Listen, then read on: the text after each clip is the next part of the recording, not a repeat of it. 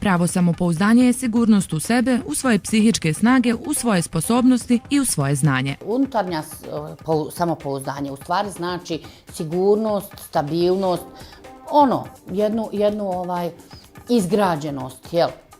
A dok vanjsko samopouzdanje u stvari samo pokazivanje, jel? Znači prikazivanje, spremnost da se suoči sa možda nekakvim socijalnim situacijama, koje su u stvari samo ilustracija nečega, a ne znači pravu sigurnost, pravu uvjerenost u svoje kvalitete. Inače, imamo uvijek situacije u kojima odrasle, zrele osobe, a također i djeca. Znači, imaju te integrirane neke osobine, jel? Osobine koje su stvarne njihove, koje su sastavni dio njihove ličnosti, a ima i ono kako želimo da se prikažemo. Obično kad želimo da prikažemo sebe u drugom svjetlu, onda često imitiramo druge, imitiramo one osobe za koje smatramo da su osobe kakve mi želimo biti, i onda u stvari samo prihvatamo njihovo ponašanje. A to ponašanje nije praćeno stvarnim osjećajem sigurnosti, samopouzdanja, pomirenosti sa sobom, svjesnosti osviještenosti svojih sposobnosti, nego je u stvari, znači to vanjsko samopouzdanje je u stvari imitacija samopouzdanja, a pravo samopouzdanje je u stvari sigurnost u sebe, u svoje psihičke snage, u svoje sposobnosti, u svoje znanje.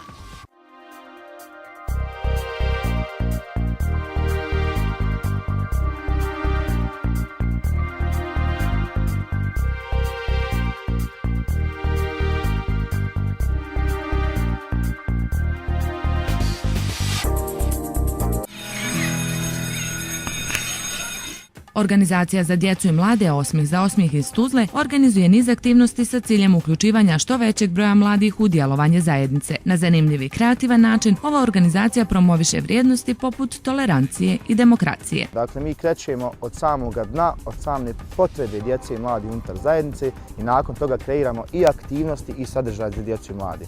Kada kažemo aktivnosti i sadržaje za djecu i mlade, mislimo dakle na one kreativne, osmišljavanje različitih maskembala, različitih druženja, kino, projekcija i tako dalje, čak dijeljenje besplatnih zagrljaja, ali s druge strane mi na mala vrata među djecu unosimo osjećaj demokratije, osjećaj tolerancije, osjećaj zajedništva, što u konačnici doprinosi jačanju zajednice i jačanju kapaciteta djece i mladih.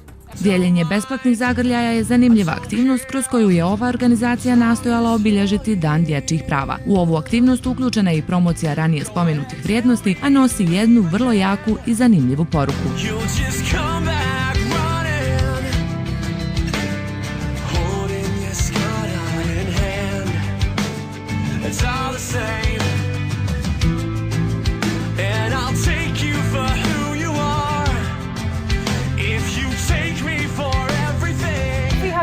Smo organizovali još 2 puta. Tu se skupi mladi ispred Fondacije Dunavske zajednice, ispred Osmijeha, jer smo mi oni koji organizujemo Free Hugs Day.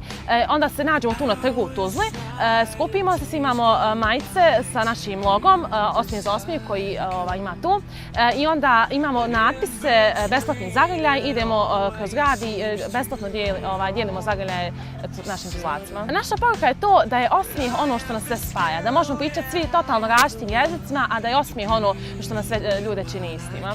Dijeljenjem besplatnih zagrljaja i letaka sa UN konvencijom o dječjim pravima, mali lideri iz ove organizacije obilježavaju svake godine Dan dječjih prava, a priliku su iskoristili kako bi upoznali građane, ali i djecu o važnosti djeteta u društvu i njegovim pravima. Dijelite zagrljaje koji će nositi poruku kao što je ova. Osmijeh je ono što nas sve spaja.